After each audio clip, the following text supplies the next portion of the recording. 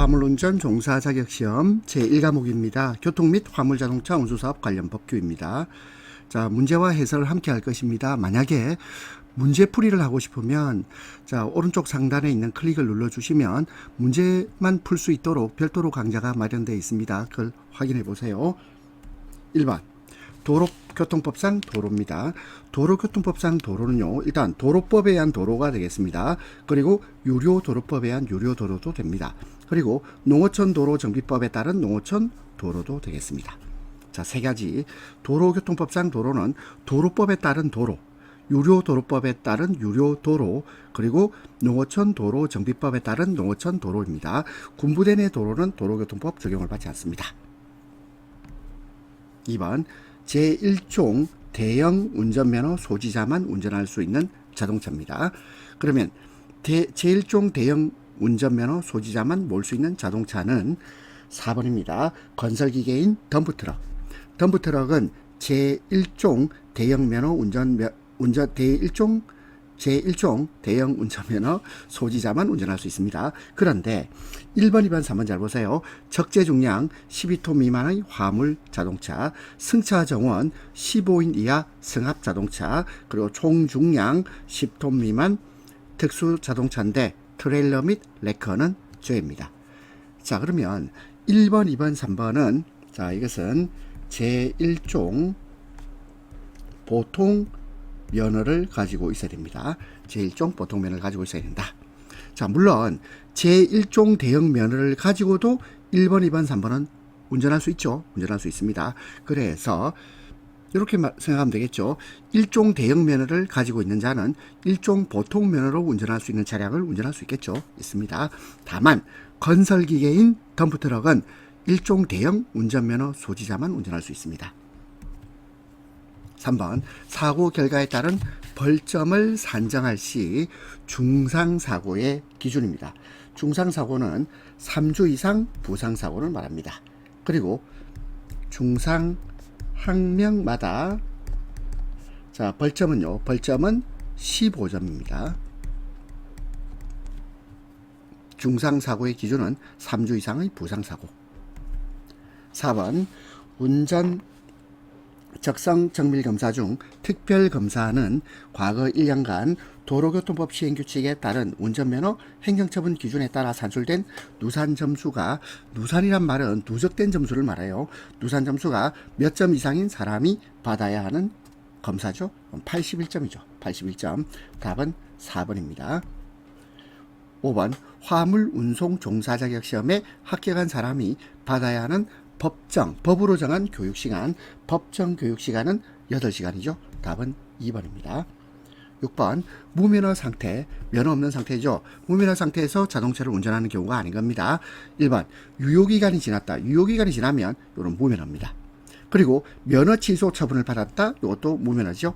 그런데 3번 보세요. 취소 사유 상태이지만 취소 처분 통지를 받지 않아. 통지 전에는 아직 효력이 발생하지 않습니다.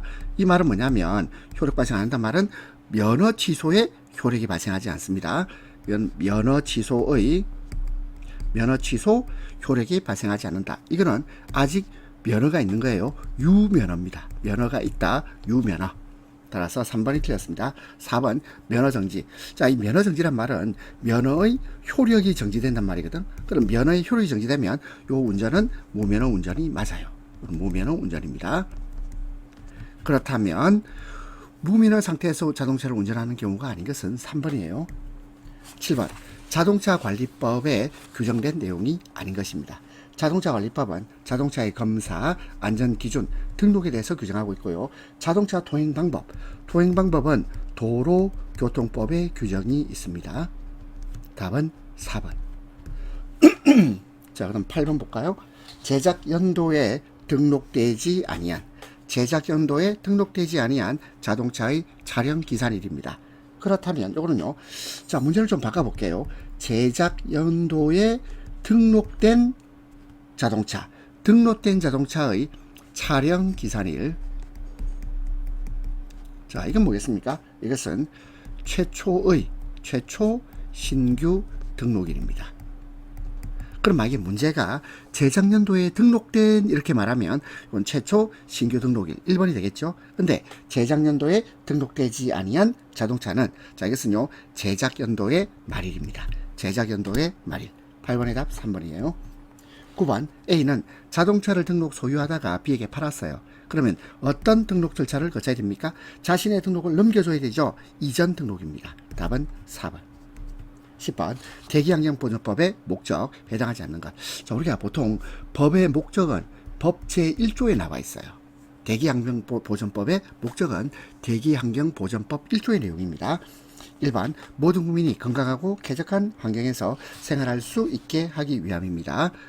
2번 대기 환경을 적정하고 지속 가능하게 관리 보존하기 위함이고요. 3번 대기 오염으로 인한 국민 건강 및 환경상의 위해를 예방하기 위함입니다. 4번에 차량 소음 발생 방지 장치 장착을 유도한다. 이것은 대기환경보존법의 목적이 아닙니다. 1조를 다 한번 읽어보세요. 대기환경보존법의 목적은 1번, 2번, 3번이 되겠습니다. 11번 대기환경보전법령에 따른 대기 중에 떠다니거나 흩날려 내려오는 입자상 물질, 이걸 뭐라 그러죠? 먼지입니다. 먼지. 11번의 답은 2번. 12번 편도 2차로 이상의 일반 도로에서 제한속도 표지판이 설치되어 있지 않을 경우 최고 속도입니다. 자, 답은요 80km/h. 답 3번입니다. 13번 다음 중 운전면허 행정처분 기준의 감경 사유. 자, 우리 감경이란 말은 깎아준다 이 말이죠. 깎아주는 사유에 해당하는 겁니다. 그러면 이 감경을 하려면 뭔가 참작할 만한 사유가 있어야 되겠습니다. 참작할 만한 사유. 자, 한번 쭉 읽어보세요. 자, 혈중 알코올 농도, 그리고 과거 5년 이내 3회 이상. 3번 경찰관의 음주 측정 요구에 불응했다. 자, 1번, 2번, 3번은 뭔가 참작할 사유가 아니에요. 근데 4번 뭡니다. 모범 운전자로서 처분 당시 3년 이상 교통봉사활동에 종사하고 있는 경우, 이것은 감경 사유가 되겠습니다. 답은 4번. 14번 다음 중 우리나라 교통사고 중 중대과실이 원인인 교통사고에서 발생 빈도가 가장 높은 것이라고 돼 있죠. 그러면 가장 높은 것 첫 번째가 뭘까요? 첫 번째가 신호위반입니다. 신호위반. 자, 신호위반인데 여기 내용이 없네요. 그리고 두 번째는요. 두 번째는 중앙선 침범. 자, 그러면 여러분들은 우리나라 교통사고 중 중대과실이 원인인 교통사고에서 1위가요 신호위반, 1위가 신호위반, 2위가 중앙선 침범. 자, 그럼 답은요 여기서는 보기가 2번이 되겠죠. 중앙선 침범입니다. 15번 화물 운송사업 종사자 준수사항에 속하는 것이 아닌 것입니다. 1번 정당한 이유 없이 화물 운송을 거부하는 행위 해서는 안 되겠죠. 그 다음에 두 번째 운행 전 반드시 분해 정비를 한다? 분해 정비요? 아닙니다. 반드시 분해 정비를 하는 건 아니겠죠. 3번 정당한 이유 없이 화물을 중도에서 내리게 하는 행위 해서는 안 됩니다. 4번 부당한 운임 또는 요금을 요구하거나 받는 행위, 요거 다 화물 운송사업 종사자가 해서는 안 되는 거죠. 따라서 답은 2번 되겠고요. 16번 다음 중 폭우, 폭설, 안개 등으로 가시거리가 100m 이내 100m 이내일 때 감속 기준은 이때는요 100분의 50으로 감속 운행합니다. 100분의 50. 답은 4번입니다. 17번 화물 운송 종사 자격증 개시 방법이에요. 자, 이 자격증을 어떻게 걸어둘까요? 이것은 화물 자동차 실내 앞면 그리고 오른쪽입니다. 실내 앞면 우측 상단 오른쪽 위겠죠. 답은 3번. 18번 다음 중 자동차 관리법의 목적. 자, 목적은 법 1조에 나와 있다 그랬죠. 자동차 관리법의 목적이 아닌 것. 자, 1번 자동차의 성능 및 안전 확보. 그렇습니다. 2번 자동차의 효율적 관리. 그게 이제 자동차 관리법이겠죠. 그리고 이 자동차 관리법은 이건요 공법입니다. 공법이란 말은 기본적으로 공익을 추구한다 이 말이거든요. 공익을 추구하는 것이 공법인데, 근데 3번 보세요. 공공의 복리가 바로 공익이에요. 공익을 증진한다. 3번도 자동차 관리법의 목적입니다. 그런데 4번에 자동차 운수 사업의 활성화는 자동차 관리법의 목적은 아닙니다. 답은 4번이 되겠습니다. 19번 다음은 감속 기준에 대한 설명이다. 옳은 것은 1번. 자, 요 문제 아까 풀어봤죠. 폭우나 폭설, 안개 등으로 가시거리가 100m 이내인 때 이때는 100분의 50이었어요. 1번 틀렸고 2번. 비가 내려 노면에 습기가 있을 때 이거 100분의 20. 자, 2번이 답입니다. 3번. 눈이 20mm 미만 쌓였을 때 이때도 100분의 20이에요. 4번. 노면이 결빙되었을 때, 자, 도로면이 얼음이 얼어 있어요. 이때는요 100분의 50입니다. 답은 2번. 20번. 차의 운전자가 업무상 필요한 주의를 게을리하거나 중대한 과실로 다른 사람의 건조물이나 그 밖의 재물을 손괴한 경우입니다. 이 벌칙이에요. 자, 이때는 업무상 필요한 주의를 게을리했다. 자, 업무상 필요한 주의를 게을리했다. 이게 뭐죠? 이게 업무상 과실이라고 합니다. 업무상 과실, 그리고 중과실, 중대한 과실, 업무상 과실, 중과실로 다른 사람의 건조물이나 그 밖의 재물을 손괴한 경우는, 자, 이 차의 운전자는 아무런 고의가 없죠. 고의가 없기 때문에 징역이라는 무거운 형벌을 부과하는 것이 아니라 징역보다는 상대적으로 가벼운 금고에 처합니다. 금고에 처하는데 2년 이하의 금고, 500만 원 이하의 벌금. 자, 그러면 징역과 금고는요, 징역이든 금고든 모두 자유형이라 그래요. 교도소에 감금하는 겁니다. 다만 징역은 일을 시키고 금고는 일을 시키지 않습니다. 물론 금고자도 신청에 의해서 정력에 복무하는 경우가 있습니다. 일을 하는 경우가 있는데 금고는 원칙적으로 노동을 하지 않는다. 2년 이하의 금고, 500만 원 이하의 벌금. 답은 3번입니다. 21번. 다음 중 횡단보도 횡단 시 보행자로 보호받을 수 있는 경우입니다. 자, 그럼 보세요. 1번. 자전거 타니까 이건 보행자 아니죠. 오토바이 타고는 보행자가 아니에요. 자, 타고 횡단한다. 자, 타는 자는 보행자가 아닙니다. 그 다음에 3번. 오토바이를 끌고는요 보행자예요. 그리고 4번. 보행자 신호가 적색일 때 횡단. 이게 뭐죠? 이건 무단횡단이죠. 무단횡단. 보행자로 보호받을 수 없다. 답은 3번입니다. 22번. 도로관리청이 운행 제한 차량의 운행을 허가할 때 붙이는 조건입니다. 1번 운행 방법, 2번 운행 시간, 3번 운행 노선, 4번 운행 차량은 아니죠. 답은 4번이에요. 25번. 다음 중 황색 등화에 대한 설명 바른 것입니다. 황색 등화는, 자, 3번 보겠습니다. 차만은 우회전할 수 있습니다. 우회전할 수 있다. 다만 우회전하는 경우에는 보행자의 횡단을 방해하지 못합니다. 그리고 만약에 이 황색 등화일 때 정지선에 있거나 횡단보도가 있을 때 그때는 어떡하죠? 그 직전에 정지해야 됩니다. 그리고 일부라도 진입하면 신속히 교차로 밖으로 진행해야 되겠죠. 자, 일단 23번의 답은 3번이네요. 차만은 우회전할 수 있습니다. 그리고 우회전하는 경우에는 보행자 횡단을 방해하지 못한다. 24번. 국토교통부 령이 정하는 바에 의한 자동차 등록번호판 부착 설명으로 옳지 않은 겁니다. 1번.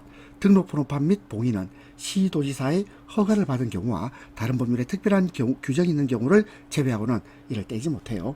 2번. 등록번호판의 부착 봉인을 하지 아니한 자동차는 이를 운행하지 못합니다. 3번. 임시운행 허가 번호판을 붙인 때 이런 봉인을 할 필요가 없죠. 봉인을 해야 된다. 틀렸습니다. 답 3번. 4번. 누구든지 등록번호판을 가리거나 알아보기 곤란하게 하여서는 아니 되며 그러한 자동차를 운행해서는 아니 됩니다. 답은 3번. 25번. 도로법에 의한 도로입니다. 아닌 것이에요. 일단 고속국도 맞고요. 지방도 맞습니다. 시도 맞습니다. 그러면 고속국도 되고 그리고 일반 국도도 됩니다. 고속국도, 일반 국도, 그 다음에 특별시도와 광역시도도 되겠습니다. 그리고 지방도 되고 시도 되고 그 다음에 군도도 됩니다. 하지만 면도는 아니에요. 따라서 답은 4번입니다. 이 과목 화물 지급 요령 총 15문항입니다. 1번 운송장 기록에 대한 사항 중 맞지 않은 겁니다. 1번 배송이 어려운 경우를 대비하여 송화인의 전화번호를 반드시 확보해야 됩니다. 2번 화물을 인수할 사람의 정확한 이름과 주소, 전화번호를 기록해야 되고요. 3번 운송장 번호와 그 번호를 나타내는 바코드는 운송장을 인쇄할 때 기록되기 때문에 운전자가 별도로 기록할 필요는 없습니다. 그리고 4번 운송장 번호입니다. 운송장 번호는 중복되면 안 되죠. 중복되어도 상관없다. 그렇지 않습니다. 운송장 번호는 중복되면 안 된다. 답은 4번. 2번 발판을 활용한 화물 이동 시 주의사항에 대한 설명으로 틀린 것입니다. 1번 발판을 동행할 때에는 반드시 한 명만이 동행토록 한다. 1번 맞고, 2번 발판이 움직이지 않게 하기 위해서 목마 위에 설치합니다. 설치하는 행동을 하여서는 안 된다가 아니고 목마 위에 설치합니다. 이 나무토막 있죠? 이 나무토막 위에 올려놓고 설치합니다. 그 다음에 3번 발판 자체에 결함이 없는지 확인하고요. 4번 발판 상하 부위에 고정 조치를 철저히 하도록 합니다. 답은 2번. 3번 화물을 인수하는 요령으로 적절하지 않은 겁니다. 1번 도서지역에 운송되는 물품에 대해서는 부대 비용의 징수 가능성, 자, 예를 들자면 선박비나 도선료 이런 거 있겠죠. 부대 비용의 징수 가능성을 미리 알려주고 물품을 인수합니다. 2번 포장 및 운송장 기재 요령을 반드시 숙지하고 인수에 임합니다. 3번 집하 자재 품목 및 집하 금지 품목의 경우는 그 취지를 알리고 양해를 구한 후 정중히 거절합니다. 4번 전화로 예약 접수 시 고객의 배송 요구 일자 확인하지 않아도 된다가 아니고 확인해야 합니다. 따라서 답은 4번. 4번 세미 트레일러의 특징 잘못 설명된 것입니다. 1번 발착지에서의 트레일러 탈착이 용이하고 공간을 적게 차지해서 후진하는 운전을 하기가 쉽죠. 자, 여러분 이 세미 트레일러 요거 한번 볼까요? 자, 그 다음 그림 한번 보겠습니다. 자, 이게 세미 트레일러입니다. 자, 옆면, 윗면, 자, 이렇게 저 조감도가 있죠? 한번 보십시오. 자, 세미 트레일러 발착지에서의 트레일러 탈착이 용이하고 공간을 적게 차지해서 후진하는 운전을 하기가 쉽다. 맞고요. 2번 가동 중인 트레일러 중에서는 가장 많고 일반적인 트레일러가 세미 트레일러입니다. 자, 3번 기둥, 통나무 등 장착, 긴 적화물, 장착의 적화물 자체가 트랙터와 트레일러의 연결 부분을 구성하는 구조의 트레일러. 자, 이것을 뭐라 그러죠? 자, 이것을 풀 트레일러 그래요. 풀 트레일러. 4번 세미 트레일러용 트랙터에 연결하여 총 하중의 일부분이 견인하는 자동차에 의해서 지탱되도록 설계된 트레일러입니다. 자, 잘못 설명한 것은 3번입니다.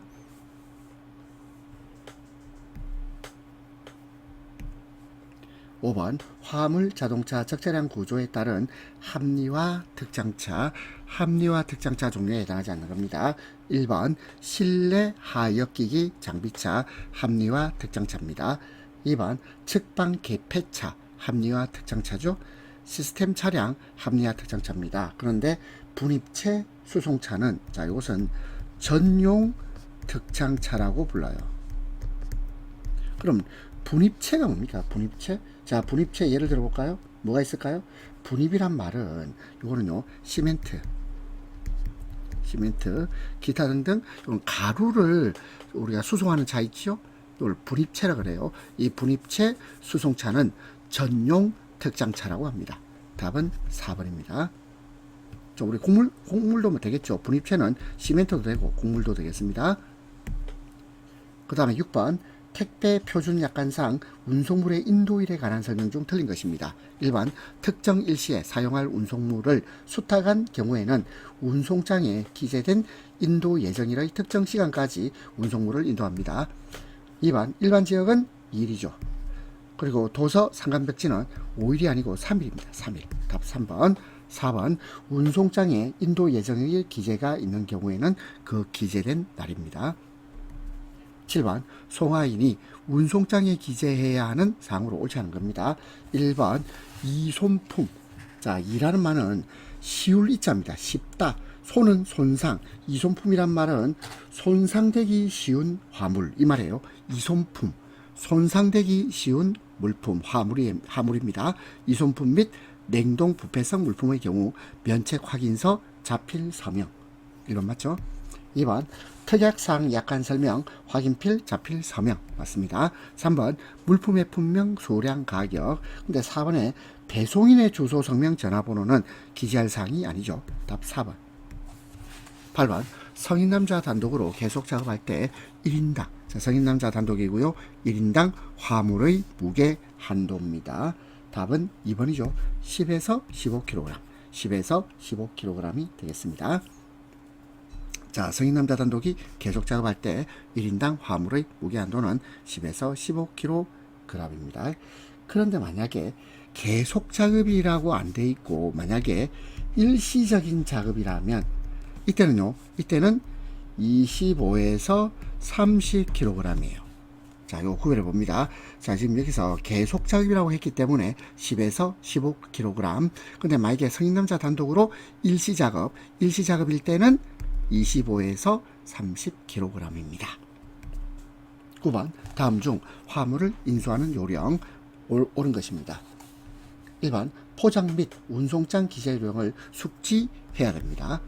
2번 집화 물품의 도착지와 고객의 배달 요청이 당사의 배당 소요 일수 내에 가능한지 필히 확인하고, 자, 여기까지 맞죠? 여기까지 맞는데 배송이 불가능한 물품도 인수? 그렇지 않습니다. 이건 인수하면 안 되죠.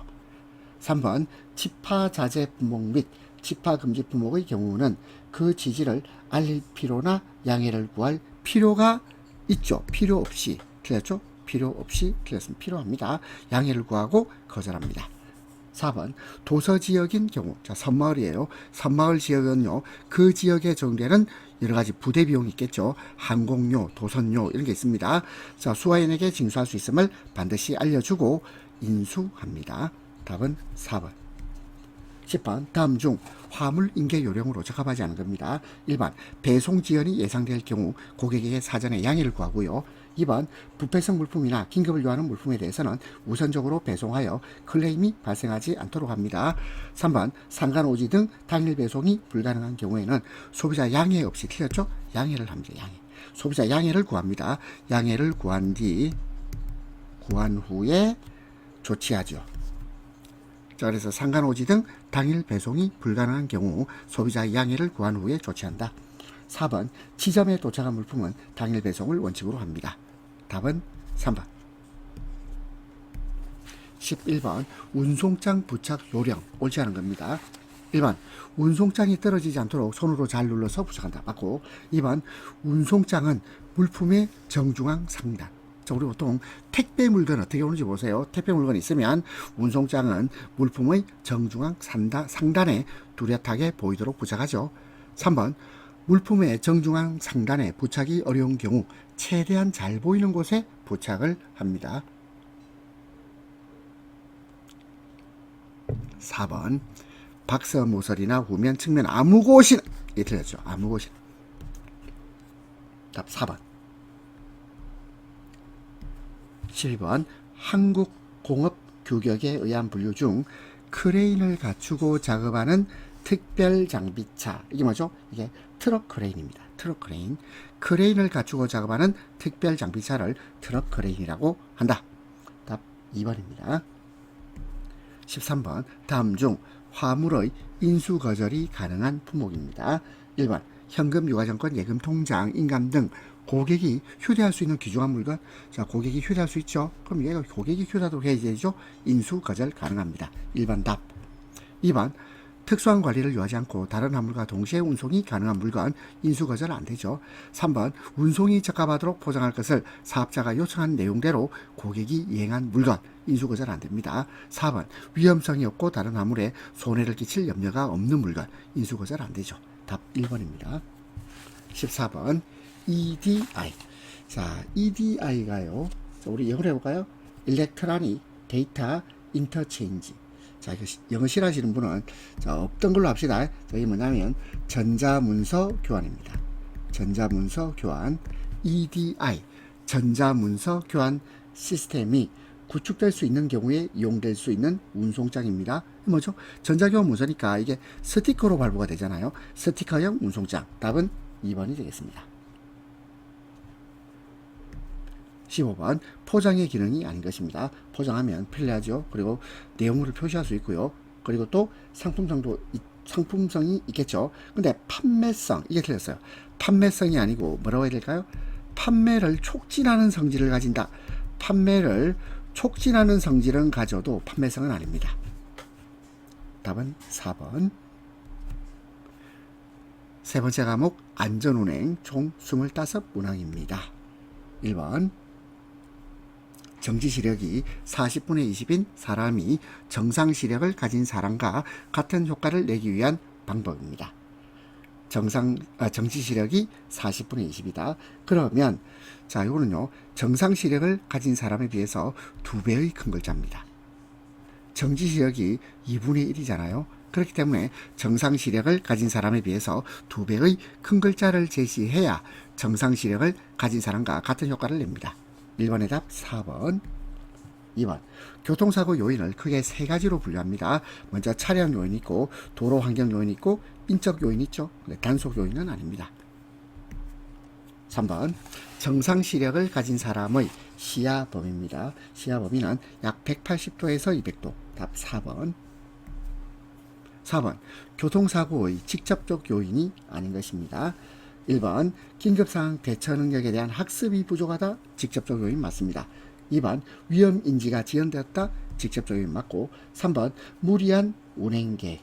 무리한 운행계획은요, 이것은 간접적 요인이에요. 그리고 사고 직전 법규 위반. 다 직접적 요인입니다. 사고의 직접적 요인이 되겠고 무리한 운행계획. 우리 운행계획이 무리하다고 반드시 사고가 나는 건 아니죠. 이것은 간접적 요인입니다. 답 3번. 5번 고령 운전자. 자, 우리 나이 드신 분들의 운전 태도입니다. 1번 고령자의 운전은 젊은 층에 비해서 과속을 하지 않죠. 2번 고령자의 운전은 젊은 층에 비해서 자극에 대한 반응이 느립니다. 3번 고령자 운전은 젊은 층에 비하여 반사신경 둔하죠. 4번 고령자의 운전은 젊은 층에 비하여 신중합니다. 신중하다. 답은 4번. 6번 차량의 무게를 지탱하여 차체가 직접 차축에 얹히지 않도록 하는 장치. 이걸 현가장치라 그러죠. 답은 3번입니다. 7번 타이어 마모와 관련된 설명 중 틀린 것입니다. 1번 차의 속도가 빠를수록 타이어 마모량은 커집니다. 2번 공기압이 규정 압력보다 낮으면 마모가 빨라집니다. 3번 하중이 커지면 마모량도 커집니다. 그래서 하중과 마모량은 비례관계가 있습니다. 하중이 커지면 마모량도 커진다. 4번 커브길의 활각이 클수록 타이어 마모가 많아집니다. 답은 3번. 8번 타이어의 공기압 점검은 자동차의 일상 점검 장치 중 어디에 해당합니까? 자, 이것은요, 어디에 해당하죠? 요거는 자동차의 일상 점검이죠. 자동차의 일상 점검입니다. 그리고 일상 점검이고 이건 주행 장치에 관련되는 거죠. 그렇죠? 일상 점검에서 주행 장치. 답은 4번입니다. 9번 세시 개통 고장 중 제동 시 차량 쏠림 현상 발생하는 경우인데 점검 방법으로 맞지 않는 겁니다. 1번 브레이크 에어 및 오일 파이프를 점검할 필요가 있습니다. 2번 좌우 브레이크 라이닝 간극 및 드럼 손상을 점검할 필요가 있고요. 3번 클러치 스위치, 이건 아니죠. 4번 좌우 타이어 공기압 점검. 자, 차량이 한쪽으로 쏠릴 때는 브레이크 에어, 오일 파이프, 그 다음에 좌우 브레이크 라이닝 간극, 그 드럼 손상, 그리고 좌우 타이어 공기압을 점검할 필요가 있습니다. 답 3번. 10번 혹한기 주행 중 시동 꺼짐 현상. 조치 방법이 아닌 겁니다. 시동이 꺼지는 것은요, 공기가 있거나 또는 수분이 있어서 그래요. 그래서 에어백이 수분. 자, 근데 4번에 엔진 오일 및 필터 상태를 점검하는 것은 이건 왜 그럴까요? 이거는 엔진 매연이 과다하게 발생하기 때문에 그래요. 자, 다시 엔진 오일 및 필터 상태를 점검하는 이유는 엔진 매연이 과다하게 발생하기 때문입니다. 답은 4번. 11번 길어깨, 갓길이라고 부르죠. 길어깨에 대한 설명, 가장 거리가 먼 겁니다. 1번 길어깨가 토사나 자갈 잔디로 된 것보다 포장된 노면이 더 안전해요. 2번 일반적으로 길 어깨의 폭이 넓을수록 교통사고 예방 효과가 커집니다. 3번 차도와 길 어깨를 구획하는 노면 표시. 자, 우리 노면 표시하면 그러면 교통사고는 증가시키는 것이 아니라 감소시킵니다.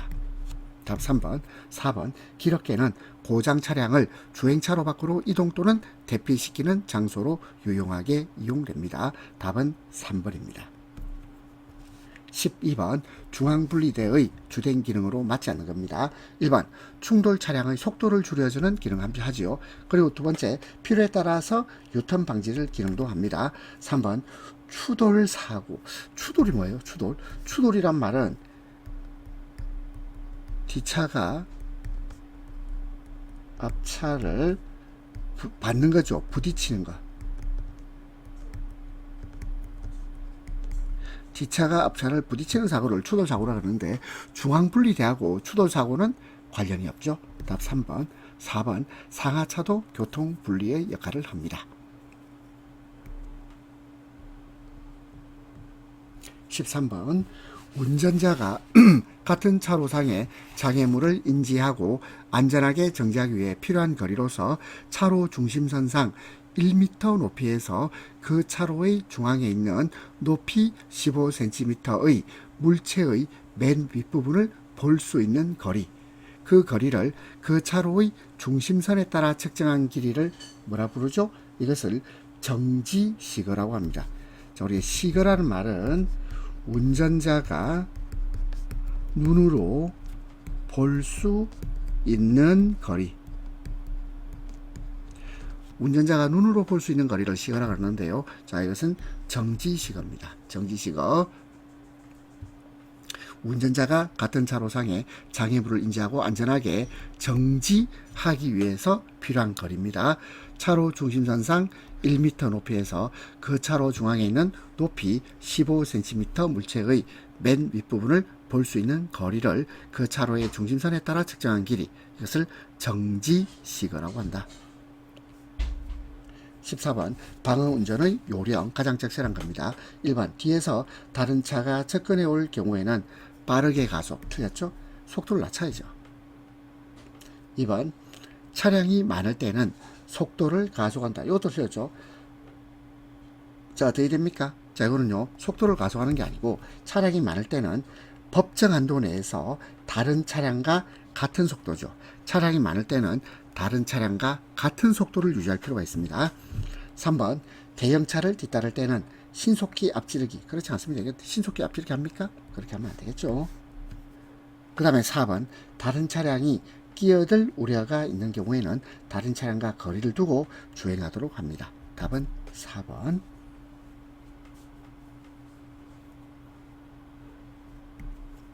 15번 입체교차로. 입체교차로에 대한 설명 중 맞는 것입니다. 입체교차로는 교통 흐름을 공간적으로 분리하는 기능을 해요.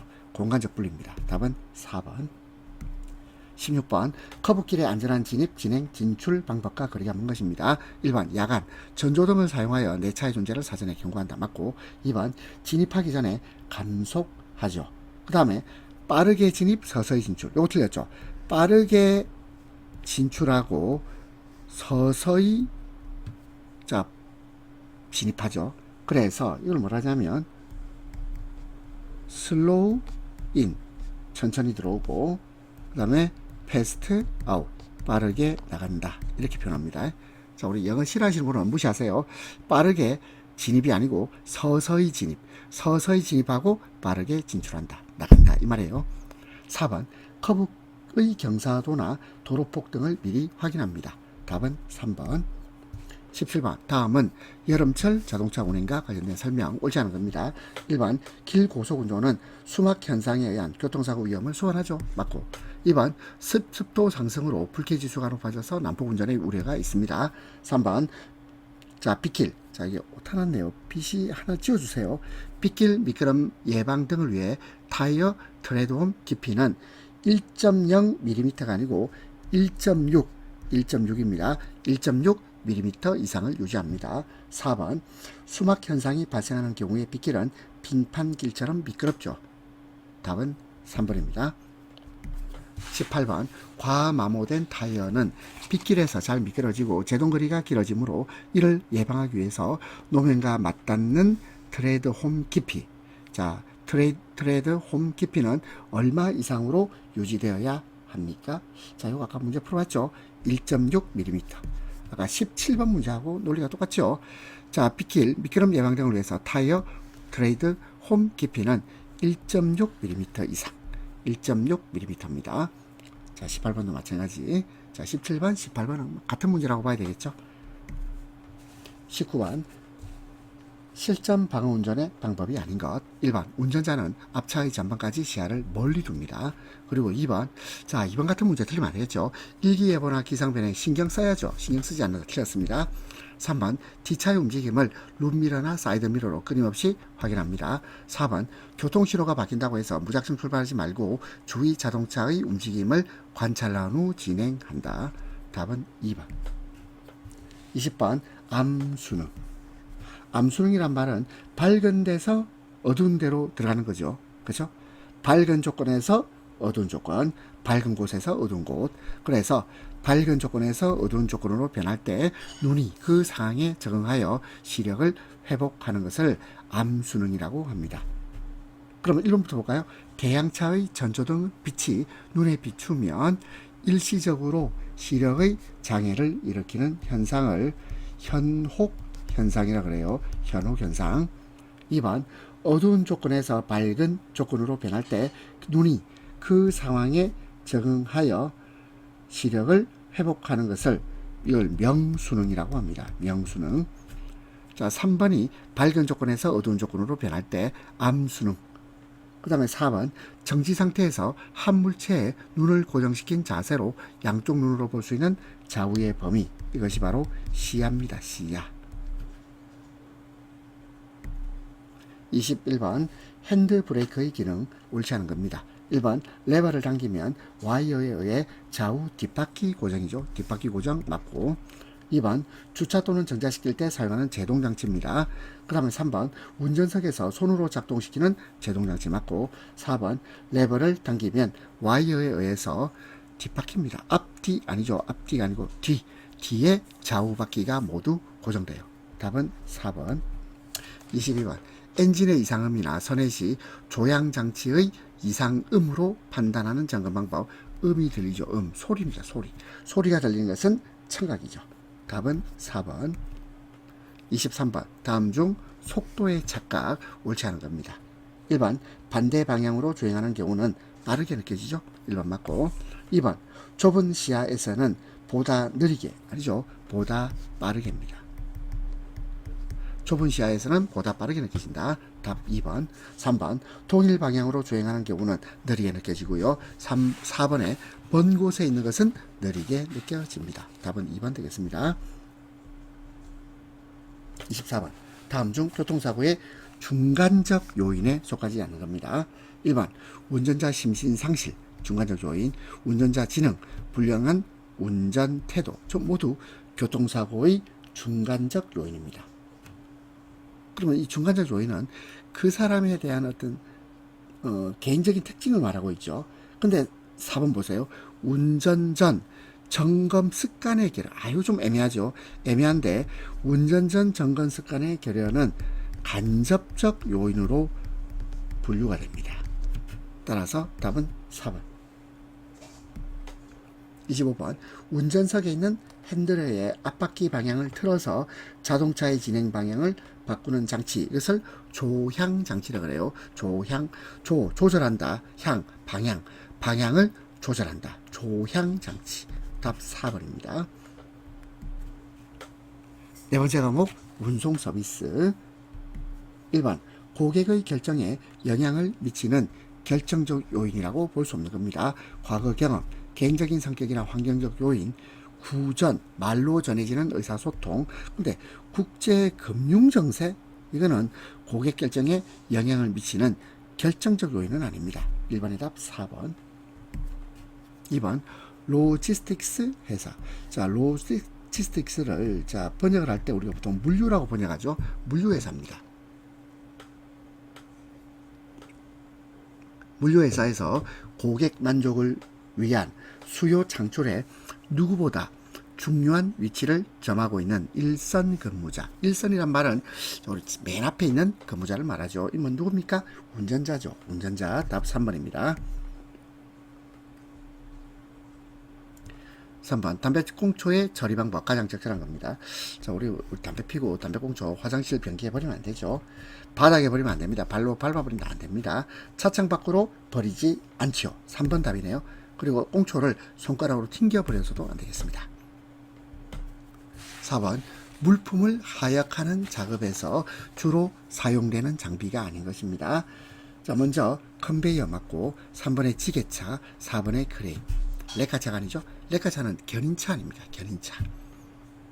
차량을 견인하는 차가 레카차입니다. 답은 2번. 5번 물류관리의 목표를 달성하기 위한 고객 서비스 수준의 결정 기준. 이거는요, 고객 지향적이어야 합니다. 답은 4번. 고객이 왕입니다. 고객이 왕. 고객 지향적. 6번 일반적인 물류의 발전 과정. 물류의 발전 과정은 자, 1단계가 뭐죠? 이게 자사물류죠. 자사물류.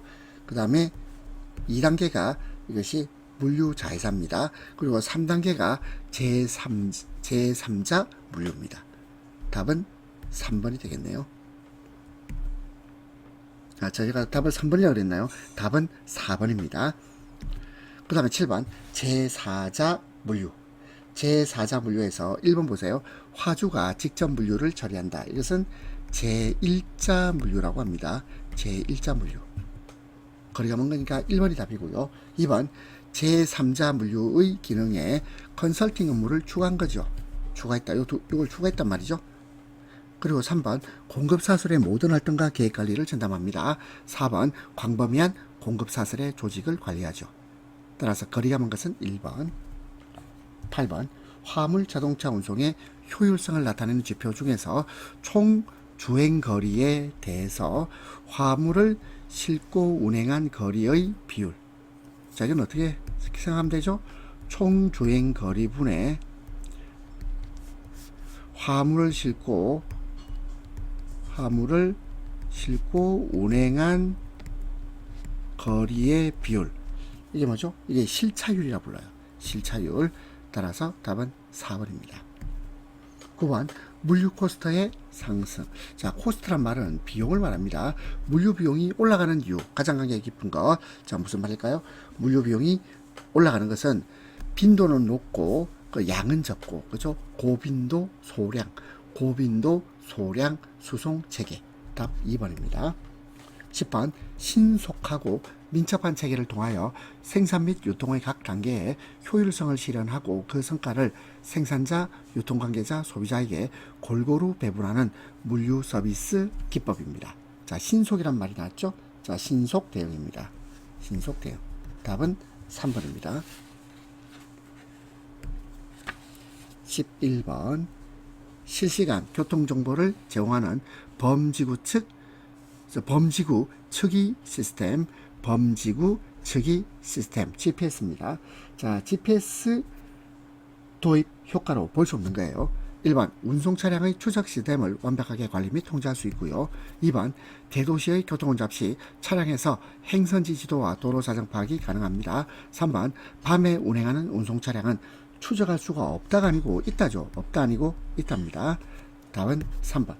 4번 각종 자연재해로부터 사전 대비를 통해 재해를 회피할 수 있습니다. 12번 다음 중 고객을 응대하는 마음가짐의 자세. 적합한 겁니다. 항상 부정적이 아니고 긍정적으로 생각한다. 그리고 고객이 호감을 갖도록 해야 되겠습니다. 그리고 자신의 입장에서만 이러면 안 되죠. 누구 입장입니까? 고객 입장. 고객의 입장에서 생각해야 되겠습니다. 답 3번. 3번이 아니죠. 적합한 거니까 3번도 틀렸네. 1번 틀렸고 2번 틀렸고 3번 틀렸고 사명감을 가진다. 4번이 답입니다. 13번 다음 중 자동차를 운행 중 교통사고가 발생된 경우 조치해야 될 사항 틀린 것입니다. 1번 어떠한 사고라도 임의 처리가 불가하여 사고 발생 경위를 육하원칙에 의거 거짓 없이 회사에 즉시 보고 회사 보고해야 됩니다. 2번 부상자 구호 조치 및 현장 조치 후속 사고 예방 그렇습니다. 3번 사고 현장에서 차량을 이동시키지 말고 상대방과 시비를 가리거나 합의 이게 틀렸죠. 상대방과 시비를 가리거나 합의하도록 한다 틀렸습니다. 회사에 신고한다. 회사에 신고 보고를 하고 그 회사의 지시에 따라서 처리해야 되죠. 답 3번. 4번 사고로 인한 행정처분 등은 임의 처리가 불가합니다. 회사 지시에 따라 처리합니다. 틀린 것은 3번. 14번 다음 중 물류 보관에 대한 설명 옳지 않은 겁니다. 1번 보관은 수요와 공급의 시간적 간격을 조정합니다. 2번 보관은 경제활동의 안정과 촉진을 도모하고 3번 보관은 물품을 저장 관리하는데 보관이 경제적 이익 극대화는 아니죠. 답은 4번입니다. 15번 화물 취급에 대한 고객 불만 사항이 아닌 겁니다. 그럼 화물 취급에 대한 고객 불만이란 말은 화물을 소홀히 처리하기 때문에 고객이 불만이 생겼단 말이죠. 화물을 발로 차고 파손되고 던지고 이러면 안 된단 말이죠. 근데 3번 보겠습니다. 단정치 못한 용모 복장과 불친절한 언행으로 대한다. 이건 뭐죠? 요것도 고객 불만 사항은 맞는데 무엇에 대한 거죠? 요거는 불친절에 대한 고객 불만 사항입니다. 따라서 답은 3번이에요. 자, 우리 문제 푸신다고 고생 많으셨습니다.